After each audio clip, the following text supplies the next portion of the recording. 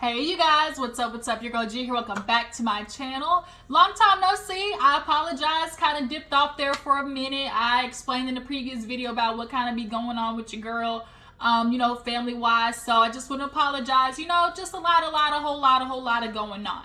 But I was glad I was able to see this episode of Housewives of Beverly Hills because it was definitely the escape I needed. Come on, Miss Sutton.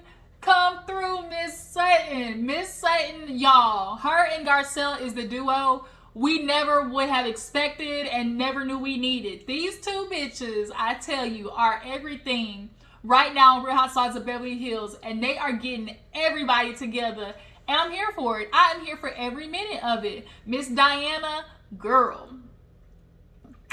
It ain't looking too good for you, boo-boo. I was excited to see old nasty rich woman, come on and flex for the guys, and she be low-key flexing, with the rings, with the clutches and stuff like that. And Kyle pick up on it. Kyle, she sniff money because Kyle's from money. She sniff money. She sniff out the rings, the shoes, the bags, and particularly the jewelry. Kyle be sussing it out. And the clutches and bags, the jewelry and bags, that's Kyle all day every day. But other than that, Miss Diana, I heard that you might be a little racy, okay? I didn't get a chance to review everything that was on Twitter that happened between her and Garcelle and, stuff like that. But the energy that it's giving real, watermelon fried chicken base. Like, you kind of really feeling Garcelle's just watermelon fried chicken, if you can pick up what I'm putting down. But y'all, let's go ahead and get into the episode, y'all. There was kind of a lot to get into, but not at the same time. So yeah, I want to go ahead and knock it out because I really want to go and try to redo this live. I went live yesterday and then my goddamn computer just shut off on me and literally in the middle of the live. So I want to get a chance to come back and talk to you guys, and then hopefully do some call-ins, But yeah, let's go ahead and get into the episode. So we open up with Miss Garcelle and Miss Cherie. Y'all, we've seen Cherie kind of, a little bit through the previous seasons with Garcelle. And I hope they're kind of bringing her on more as a friend base. I think they are. From what I remember on the trailer preview, she went on like a trip with them. So I think Cherie's like a good progression because Garcelle is clearly becoming like the new it girl. She's becoming the new chick on the block, okay? And you got to bring people in to surround that, So they're basically just catching up. Obviously, we know Sheree to be Will Smith's ex-wife, has a son together, and they are the epitome of like, learning how to co-parent well. Her and Jada, and they all co-parent very well, And, Garcelle was like that. She was like, I really try to picture, or imitate that image for my family. We know that Garcelle, she found out her ex-husband was cheating with the old mistress. Shocker. Found out that he was cheating. And, I just always find it so shocking or just like so crazy that, we live in this world of like just really women just having to eat shit. Like, just imagine having to be like, oh, well, you did all this dirty stuff to me, but I guess I'm just gonna have to like let that go. Like, essentially, I get like not take it out on or like punish or act in a way that punishes the kids, but it like I'm just saying in a sense of like, damn, like here's this person I now gotta try to cooperate with, or this person I now gotta see and I really don't want to see, or just like deal with emotionally because we have children together. If I was ever in that situation, I would be handling real Melody Holt base. Hi, bye, email me, text me about the kids, and that's it. Like, point blank, period. Tomorrow, actually, Love and Marriage Huntsville comes on, and we're going to see Martell finally get in the scene with Melody, because she has not been entertaining that nigga, period, okay? But nonetheless, Garcelle was just talking about how, boys are getting older, and she's trying to do the whole co-parenting thing. She talks about her birthday, the girls' trip, and how that went, and, Cherie, she's kind of getting to know Sutton through Garcelle. She's like, they're just kind of becoming like a little clique, and I'm enjoying it. And she's, ready to see how this party's going to go. She's like, I hope nothing's going to pop off. And Denise Richards is invited, and I definitely knew Denise wasn't coming, but we'll get to that part when we get there, or talk about when we get there. But nonetheless, they're super excited for, to get it on popping, okay? Popping, okay? For Garcelle's birthday. So next scene, what do we have next? Crystal's house. Crystal and her, I guess, assistant or housekeeper, they were doing like a little Instagram video making drinks and stuff. And she said, "Oh no, Crystal, too strong, too strong." She was like, "Oh no, too strong, too strong." She said, I have one to go night night. I have one to go bye bye." So yeah, they finished that video. The husband comes in, and I love the way the son ran up and hugged him. That shows a lot. Parents don't even understand. There are very little kind of minute or just little small actions that you can pick up on that really can tell or be, are really kind of little, little deciphering signs of how your kid thinks about you and what your kid thinks about you. And if you are the parent that comes home and your child, runs to embraces you, that says a lot about, the relationship that you have. Now, if you come home and your child kind of like real slow, get up, like, you might want to check in on that, okay? There's a difference between they just getting up, they not getting up because they lazy, and not getting up because, like, I don't really fuck with you like that. And I hate to break it to your parents.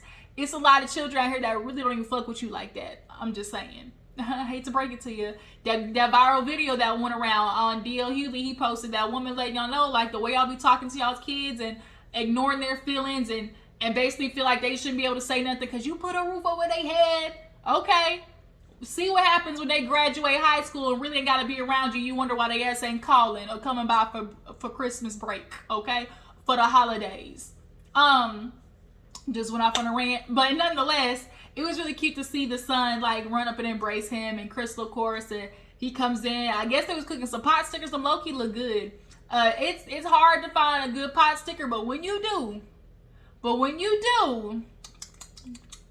delicious. So yeah, so she was filling him in on the trip. Her brother's back. I guess he's like a big time artist, like in Asia. So he comes back, and her brother's kind of attractive. Like, he's kind of attractive. But she fills him in on the trip. She goes in there and sits down and was like, yeah, the trip, it was a lot, but overall it ended well. She, at least on camera, or at least from what they cut to show us, she didn't really go into all detail of what happened on the trip. But she basically let them know, at least on her side, things ended cordial, copacetic. But she was like, but then there's Diana. She was like, Diana, this is her first girls trip, and it about went like mine. And, they did a flashback. Crystal's first girl trip ended up with her in tears. But Diana, on the other hand, stressed, dealing with a lot, obviously dealing with the loss of her baby.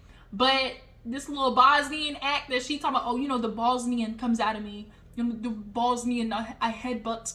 I headbutt. She was so lucky she didn't get headbutted. It was like, girl, you really get ready to headbutt a bitch on national TV? But she was like, Diana just kind of realized she's one of those girls. If you poke at her, it's nuclear. And it's like, yeah, it's kind of giving that. And she's definitely clearly picking one in particular that she, I think, perceived to be the weakest out of the bunch. But Miss Diana, you and Erika are kind of playing the same thing of like, oh, we're like this fashionista, rich bitch type of girl, free loving. And then you got this alter ego that's like, I will come for you. But it's like, ma'am, Sutton ain't no punk. Like, Sutton's definitely gotten out of her shell. She ain't no punk, y'all. She ain't no punk. She ain't no punk. And I'm here for every minute of it. I'm so excited for this reunion. You have no idea. But yeah, so Diana basically did go nuclear at the end of this episode. But little did she know, you go nuclear and Sutton can go kamikaze. She can go atomic. Okay, is what I'm trying to say. So after that, speaking of Sutton goes by to see, what's her name? Damn, what's that girl's name? Dorit. I was like, I know it started with a D. It ain't Denise. Dorit, old switch, foreign accent having ass. So Sutton goes over there to see Dorit. Is this the same house that she got robbed in? Is that the same house, or did they move? If somebody broke into my house, I'm sorry, I would have to move. Like, I would have to move. because my mind would always just be stuck on wherever I made it to that part in the house. Like, it would always just be like a constant reminder in the back of my head. But nonetheless, Sutton came over. She's enjoying all of the Turkish delights. I think her mom is some type of like Russian, foreign, Turkey descent, and it's really heavy in the accent. But her and Sutton get introduced and everything. They go outside to talk, and Sutton's like, how are you doing, Dorit, since the trip? And she's like, really good. It was nice to get away, but for you, Miss Sutton, like, what's going on? And she was like, girl, like, she starts with talking about that damn text message that Diana sent in a group chat. And they basically have all the ladies read it in the confessional, and they go through her thing of like, as you know, I had a miscarriage. Lost a lot of blood. The doctor told me I needed bed rest. I've been dealing with this multiple times. I usually don't talk about this in a group chat, but I don't want Garcelle I don't want Garcelle incorrectly misspelled to think I'm being rude, so I'm gonna let her know now. So everybody kind of took that as everybody took it as like secretly like she gonna throw the rock, hide the hand. It's basically like some shots fired. And it's kind of like, why? What did Garcelle do that just particularly set off a response like that? Because Diana's talking about thinking, like, the only thing that we can think of is Garcelle questioning her about the book, but that wasn't, like, that extreme. So Sutton's like, not my girl. Her little southern accent, I'm not going to handle that with Garcelle. That's my best friend. I stick up for my friends. Bless her. She basically hit her with the bless your heart. Like, bitch, I'm gonna come for you. Bless your heart. And Dorit was like, yeah, the text message, it definitely sent off like a flare. Like, okay, it's shit's gonna pop off. And so at this point, nobody was expecting her to show up because she said I wasn't gonna go. So Sutton's like, not only are you going after my best friend, but you were particularly rude to me on the way home. And she was like, yeah, I tried to go in, and I was like, is this seat taken?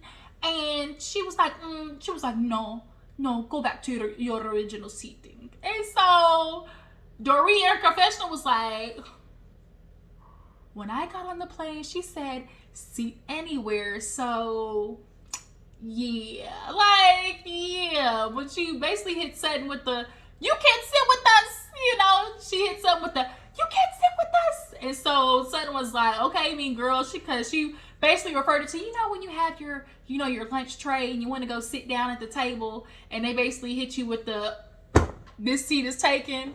That's definitely what Diana did, and Sutton's basically taken as retaliation for the kind of blowing up on her. But Sutton did apologize. But at this point, Diana's looking for her next victim, or as she said, you need a villain. Well, here I am, and she's gonna decide to be Sutton's villain. So it's time to get ready for Garcelle's party. We go to Garcelle's house. Her kids are there. Her sons are growing up, hitting puberty. She got that one son, Oliver, that definitely was giving real refined hood nigga. Like, real refined thug. And the ladies was picking up on it, in particular Erika, because she's always looking for that dick. Okay, we definitely know she gonna take that BBC. Okay. So Oliver definitely was catching the light. Even Crystal was like, girl, I was looking too. And so Erika was like, they were both laughing because, at least I ain't the only one looking at Garcelle. It's like, damn, he actually kind of cute. But yeah, so she's getting her dress fitted. It's a beautiful dress. I loved like the shoulders. It was everything. I loved the white on her skin tone. She's definitely one of my favorite confessional looks with the white and the blinged out gold necklace or whatever. Like, Garcelle is killing it this season. As far as confessional looks, that white look on Garcelle is my favorite. One of my favorites, that fuchsia that Erika had with the gloves, I like. Lisa Rinna, like, she had the confessional she had this episode. I think that, like, with the ponytail or the bun or something like that, I really like that one. Yeah, I'm trying to think of Kyle's. I don't think Kyle really had anything like spectacular on, but nonetheless, she goes upstairs to try on her dress. It's fitting, everything. She has her her tailor like brush her hair. She was like, I'm sorry, my makeup artist or like my hair people ain't here. So, you know, they're getting ready to go to the party. Everybody's getting ready. Kyle calls Sutton to be like, girl, what you think gonna happen? You think Diana gonna show up? You know, what's the tea? And she was like, well, I guess we're gonna see when we get there. And so, Erika. So Erika, y'all know she's trying to recover from basically losing it all. I tell you one thing about life.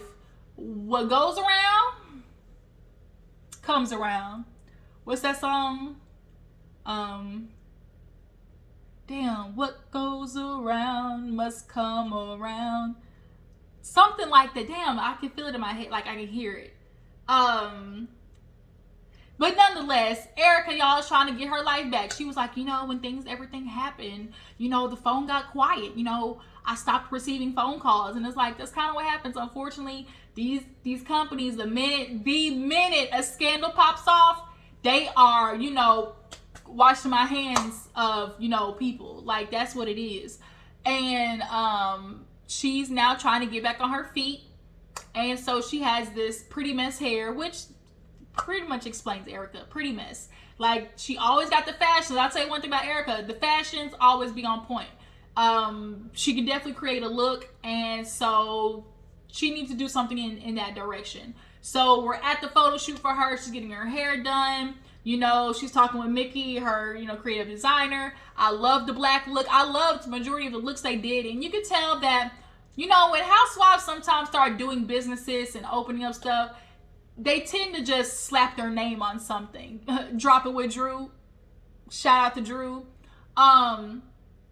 But with this, you can tell that like the quality of the hair is really good. It's blended. It looks really nice. So she's definitely gonna appease to the rich white women housewives who get Botox, you know, on a regular every other week in Beverly Hills. She's gonna appease to them. The ones that stay at home while their husband out there making money. You know, financial brokerage companies while he cheat with his mistress while he out of town. You know, those housewives. The housewives that like to mix a old desperate housewives cocktail like Erika that be taking the antidepressants and then drinking a straight back vodka on top of it. You know, that's her demographic, okay? The women that wake up in the morning and be like, damn, like, where's my Valium, okay? Them type of bitches. But yeah, the photo shoot was everything. She was talking about her grandmother. You could definitely tell she was more close to her grandmother than her mother. And typically that's kind of what happens sometimes. Like the daughter and mother, they butt heads a lot, and I resonate with that because I grew up butting. When I tell you so hard, my mom butted heads so hard growing up. And she would just talk about how, you know, her grandmother was like, bitch, you better do it. You know, she was hard but loved you at the same time. And she pushed me to go to LA, and I sent her that damn, you know, message in a bottle basically saying, hey, grandma, I made it. Bitch, I ain't coming back. Okay. But yeah, like the photo shoot was super duper cute. So was that everything before the party? Yeah. So the party's coming, right? Everybody's showing up. We got Crystal, Sutton. I actually really liked Sutton's dress. Sutton's dress was really cute. Crystal's dress, you know, was a little yang. It wasn't ugly. It was cute. But wasn't nothing spectacular. Then Kyle walks in. Kyle was gorgeous. Loved the black sultry look. Erika loved it. The boots with the loved it. Then Dorit comes in. Y'all, Dorit's finally stepping back into her, you know, her rhythm. She loved the rhythm of the fashions, okay? And I really like this look. She did everything from the ponytail to, I just loved it all together. So they show up, and now everybody's, you know, mixing and mingling. Already getting started on the drinks. We see Lonnie Love and Adrian Bylon, you know, from The Real. And everybody's just kind of like chit-chatting. And so everybody's like, oh, is Diana gonna come? You know, she sent that text message, like, what's gonna happen? Then we see Garcelle come in with her sons and everything. They're saying hi to everybody. Erika, Kyle, both bitches turned up. Both of them turned up 3 sheets to the wind, okay? They was lit, tipsy, toasted, roasted, all the names you can think of for just drunk, white woman wasted. But it was just super funny when like Garcelle introduced her to her sons and stuff. You could tell Erika definitely hit him with she was just following him around the room, just looked at him like, hi, you know, I'm Erika. And just kind of looked at him, just followed him around the room like, wait a minute.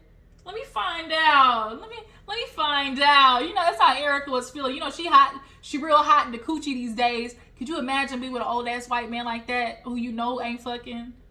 Erika is a high libido woman, you could tell. And she a freak-a-leak, okay? So Tom Dry wasn't dropping dick, okay? So she definitely is that coochie is on fire. That engine is revving and ready to go, okay? So Garcelle shows up, says hi to everybody, you know, everybody's, you know, just having a good old time. And then we hear the music of almost like Jaws in a sense, just like dun dun dun dun. So Diana shows up, they both having their little fur coats, and she basically was like, you know, I'm gonna show up for Garcelle, you know, and you know, just gonna be here, so I wouldn't want to be rude. And it was kind of like, bitch, keep playing if you want to. So she comes in with the book as a gift. It was a nice little pretty, you know, little arrangement. And she's like, I haven't had it signed. She's like, because, you know, this book is sold out everywhere. So, you know, I just gave her one of my copies. And, you know, I signed it for good measure. It was like, I signed it for good measure. She knows it came from the heart. Bitch. That's why Garcelle was like, okay, you showed up, but let the bitchiness commence or something like that. So, who else was talking? Somebody else was talking. But yeah, they start getting lit, you know, Soul Train line, you know, keep it going. You make me happy, you know, real Beyonce bass. And Hip Hop Rob came out. I love watching a white man try to get his, you know, two step on. So then the duel of the night that we've been waiting for all season. So Sutton pulls Diana to the side and kind of around Kyle too. And she's like, you know, I just want to say, you know, I'm really sorry about what happened to you, you know. And Diana's like, no, you're not. And she was like, I am. She was like, I'm just really empathetic, you know, because I've had, you know, miscarriages myself. So, you know, and she was like, oh, no, what happened was she started with, oh, my gosh, you know, you sent us that text message and saying that you were, you know, bedridden, but you're here, you know, explain. You know, you're going to have to explain that one. And Diana's like, oh, you want the doctor's notes? You want the doctor's notes? Doctor. You want a doctor notes? And she's like, as if I owe Sutton any type of explanation. And so basically Diana was like, girl, miss me with your empathy. And she was like, you're not going to tell me I'm not empathetic. You know, I understand. And Diana definitely is picking with Sutton because every time Sutton tries to just have some commonality with her, i.e. when she was on the boat explaining how she lost her brother, she was trying to like show, hey, I understand what it's like to lose somebody unexpectedly because I lost my dad that way. But she wants to turn into Sutton, all roads lead back to Sutton. And it was kind of like, girl, you just really don't want to like her. So Sutton's, you know, trying to show empathy. You know, you're here. I'm sorry for, you know, what happened with you. But the text message, girl, was hella aggressive. And she was like, you know, it's really like passive aggressive. And Diana was like, no, it was aggressive. And Kyle, drunk ass, no, girl, she came in, it was just like, boom, you know, like she really put it out there, you know. And so Sutton was like, I can understand why Sutton was saying passive because you did it in a text message. That's why it's real, you know, passive based. And so Garcelle shows up. And it was like, what's going on? And she was like, oh, are you Sutton's bodyguard? You're Sutton's bodyguard. And she was like, no, like, girl, Sutton can handle her own. And she can. And Sutton can handle her own. And so now Sutton basically was like, girl, I'm not going to do this with you. Like, I'm trying to be nice, you know, trying to extend some type of courtesy. She, like, reached to touch her leg. And she was like, don't touch me. Don't touch me. You know, and she was like, do you want me to butt head you? And she meant to say head, but... And so it's like, girl, what is with you in the head buttons? Obviously, she did in her previous life because she keeps mentioning it. So now Sutton's like, is this where we're going? Like, I'm really just trying to have a conversation with you. and you don't want to have a conversation. And she's like, well, this isn't a conversation. And so now Garcelle was like, girl, you really upset? She was like, oh, I can't trust anybody. I can't trust anybody like you, the bacon eating vegetarian. And she was like, this shit again, like, girl, you got to let it go. And so Garcelle's like, so you're just trying to say that as her character or something that applies to her character? And she was like, because it don't. And she was like, at this point, girl, you just got a chip on your shoulder. Like, you are acting real ridiculous. And so basically Garcelle's like, I'm not gonna let you ruin my party. She gets up. Kyle's over there. No, you can't. No, you guys, like, let's just sit back and reassess this. Kyle is drunk boots. We know because she busted out in the splits. A party ain't a party till Kyle busts out in the splits, okay? But the splits okay, Kyle. But when you get to the point when you on the chair and you spread your legs, up wide, okay? As if you in the room with Mauricio with his fine ass. Mauricio her be fucking down boots, y'all. You just know. That's a couple I would definitely be a fly on the wall for. You just know they get you. It's time for Mr. Nasty time, okay? You can just tell they be fucking down boots, freaky asses. Because Kyle was like, oh, that's not the only trick I have. I can really put it behind my head, but you gotta pay to see that. So I was like, Kyle, y'all nasty ass. But she ain't helping because she drunk. And so now Sutton's really trying to reason with Diana and she's not hearing it. So at this point, Sutton's like, I see you. She's like, oh, I got your number, 8675309. At first I was confused. So like, the fuck? But then you realize, oh, it's the song. And Diana's like, yeah, Sutton, you could really save it. Nobody wants your fakeness. You're fake and then you're boring and I can't forgive boring. And she was like, boring? And so I was like, bitch, Sutton ain't boring. And so she's like, it's okay, Sutton. You want to be mad at me. I understand. If you're looking for a new villain, I'll be your villain. And it was like, girl, you and this old crusty ass lips you keep licking. Girl, I know why she licking them lips. I don't watch enough Botch to understand. What happens is the chemicals that's in that damn poison in your lips, it dehydrates everything around it. So now her lips is motherfucking dry all the damn time, which is why she's all the damn time. But at this point, Sutton's like, girl, fuck you and the horse you rode in on. You're an asshole. You're really an asshole and you're soulless. And so that's where the episode ended. Kyle was like, no, can't we all just get along? No, bitch. So y'all tell me what you feel about Miss Diana and Sutton getting into it. Do y'all feel like she picked the wrong one? Y'all feel like Miss Diana picked the wrong one? And do you guys feel like, it's time for her to go? Do you guys feel like Diana, she can go? And Lisa Rinna, girl, they saying they can chop you because you weren't even on this episode. And bitch, we did fine, just fine without you. So yeah, you guys, I appreciate y'all for tuning in. That's Housewives of Beverly Hills. I will catch you guys later. Deuces.